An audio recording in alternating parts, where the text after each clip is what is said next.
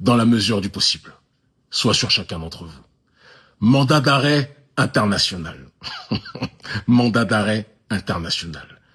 Quelle erreur stratégique, monumentale et fondamentale du camp néocolonial, qui, encore une fois, a visiblement quelques coups de retard, pensant naïvement que leur mandat d'arrêt aura une incidence sur ma personne, comme si nous n'avions pas déjà pris, depuis un certain temps, nos précautions dans ce combat géopolitique que nous menons contre les esclaves dociles de la plantation néocoloniale, néolibérale.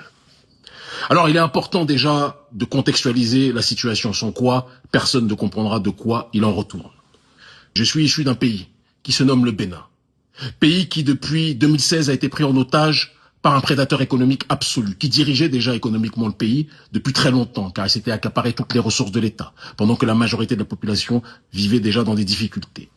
Quand il a accédé au pouvoir, il est rentré dans une démarche de vendetta.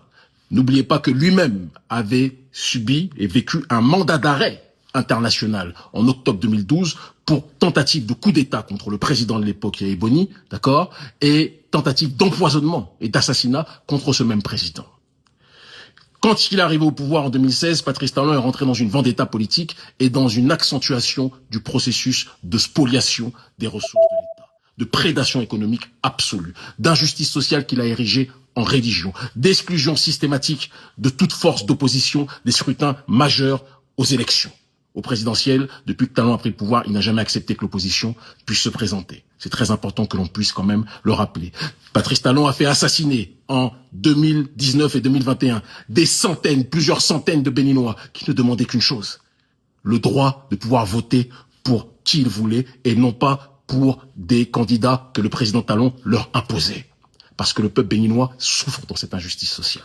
Alors Talon, un petit peu comme le dirigeant d'une boîte, c'est d'ailleurs comme ça qu'il fonctionne avec son pays, c'est quelqu'un qui présente une belle vitrine à l'extérieur, pendant qu'à l'intérieur, il persécute ses employés. Un petit peu comme les employés des grandes multinationales occidentales, qui sont souvent des Philippins ou des Africains ou des gens qui vivent dans une précarité extrême, et à l'extérieur, on vous vend des beaux produits, on vous dit que tout va bien. C'est exactement la même chose avec le Bénin. Il ne vit pas et il ne considère pas, il ne dirige pas le Bénin comme un président qui protège ses concitoyens.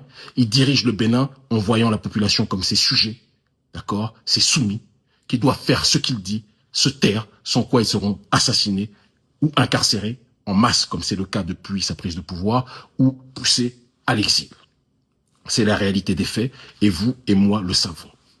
Talon, en plus de tout ce que je viens d'énoncer, a fait récemment un coup d'État constitutionnel.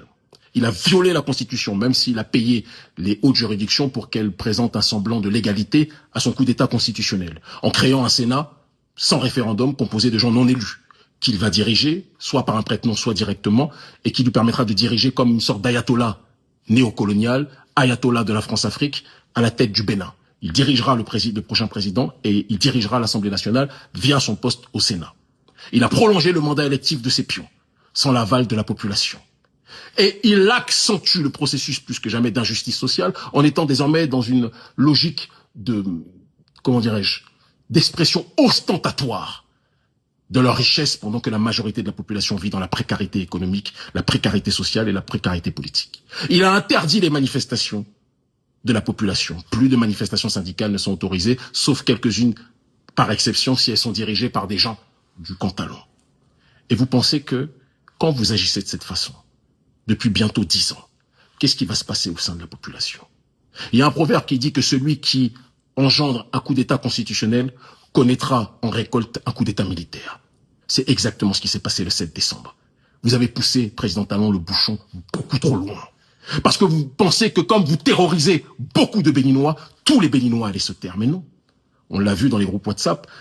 Utilisation record de WhatsApp le matin 7 décembre du coup d'État. La majorité des Béninois pleuraient à chaudes larmes de joie. De joie, et vous le savez, du coup d'État qu'ils pensaient réussi. Et lorsque Emmanuel Macron vous a sauvé en vous tirant par le caleçon, votre maître, ce même Macron que nous combattons, que nous avons réussi à chasser de différents endroits et que nous chasserons du Bénin prochainement, c'est une promesse que je vous fais en même temps qu'on vous chassera vous, ce Macron, en vous sauvant, a fait en sorte que, justement, l'opération de restauration de l'État qui a été opérée par le militaire, le colonel Tigri, a échoué. Mais je vous l'ai dit lors de ma dernière allocution, que si vous ne vous remettez pas en question, si vous ne rentrez pas dans une logique d'introspection, si vous ne convoquez pas des assises nationales, parce que quand tant de gens dans votre pays sont en colère vis-à-vis de vous, on arrive à vous haïr face à l'injustice sociale qui est devenue une religion que vous appliquez au Bénin. L'injustice sociale, tous les privilèges pour votre petite casse qui vit la vie de rêve au Bénin, à Cotonou, qui vit une vie de Miami, comme ils aiment le dire dans les réseaux sociaux, pendant que la majorité de la population, elle, n'arrive pas à joindre les deux bouts. Vous parlez tout le temps de croissance à l'extérieur. Oui, il y a une croissance, entre guillemets, économique, via différents truquements que le professeur Mamadou Koulibaly explique très bien en ce qui vous concerne. Mais cette croissance économique bénéficie à qui? Elle bénéficie à votre caste prédatrice et pas à la majorité de la population. Quand les gens sont étouffés économiquement, paupérisés, interdits de parler pour se plaindre en allant manifester, interdits de pouvoir voter, qu'ils voient sous leurs yeux sans pouvoir réagir que vous faites un coup d'état constitutionnel, vous prolongez les mandats électifs de vos éléments. Qu'est-ce que vous croyez qui va arriver? Je le dis et je le répète, ce qui s'est passé, je l'ai félicité. Parce que quand quelqu'un fait un coup d'état constitutionnel, je me donne le droit de féliciter ceux qui vont empêcher ce coup d'état constitutionnel. Je le dis avec froideur. Soit on empêche les coups d'état constitutionnels, soit on ne pourra pas empêcher la répétition. Et c'est ce qui va se passer. Des coups d'état militaires, qui sont en réalité des opérations de restauration de l'État dans ce cadre-là. Patrice, tu as lancé un mandat d'arrêt contre nous, mais tu es tombé sur le mauvais noir. Je te le dis avec simplicité. Tu ne pourras jamais nous arrêter. Et quand nous allons nous rencontrer, tu seras aux arrêts. Et nous reviendrons sur la terre de nos aïeux. Et nous serons dans une démarche de communier avec notre population. Enregistre bien ce que je dis, parce que c'est ce qui va se dérouler. Tu es tombé sur le mauvais noir, Patrice. Tu es l'esclave docile de la plantation néocoloniale et néolibérale. Je suis un des esclaves rebelles de cette plantation néocoloniale, de cette plantation néolibérale. Macron claque des doigts et vous fait ce qu'il veut. Et c'est pour ça qu'en retour, quand vous êtes en danger, ils viennent vous sauver. Mais ton maître ne pourra pas te sauver éternellement. C'est une question de souveraineté, Patrice. Nous n'avons aucun maître. Aucun. Si ce n'est Dieu. Ce combat, on va le mener jusqu'au bout. Et vous ne pourrez pas nous stopper.